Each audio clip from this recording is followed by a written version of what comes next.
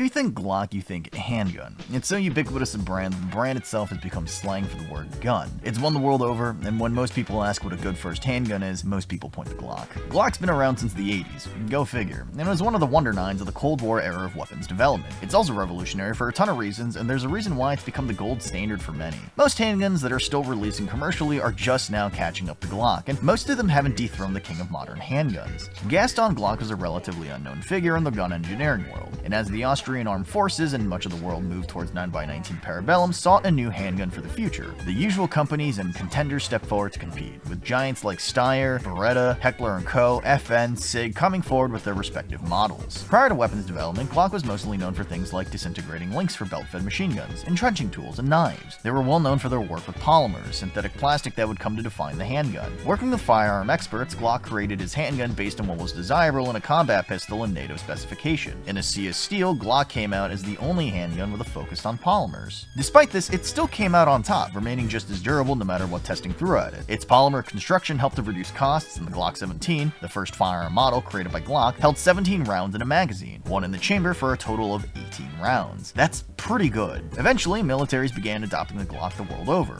It was a reliable and durable handgun that became beloved, and even though plenty of seasoned shooters showed resistance to Glock's polymer construction, it ended up becoming a firearm celebrated by many today. On the civilian side of things, Glocks ended up being very popular. Its simplicity helped to be modular with all kinds of calibers and purpose. The Glock 17 is the full-size model. The 19 is compact, the most concealed carried handgun in the United States. The Glock 18 is a full-auto machine pistol for the military. The 20 fires the memeable 10mm. The 21 shoots 45 ACP. The 22 fires 40 Smith & Wesson. The 23 is a subcompact for if you have tiny, dainty, delicate hands. And the models just continue, having different roles for either self-defense, duty, or competition. 4 years later, in 2026, if I ever recommend somebody a handgun for the first time, I'd recommend a Glock 19. The handgun's ubiquitous, and it's utilitarian in its usage. It's for self-defense, it's for problem-solving, it's for duty, it's a Glock.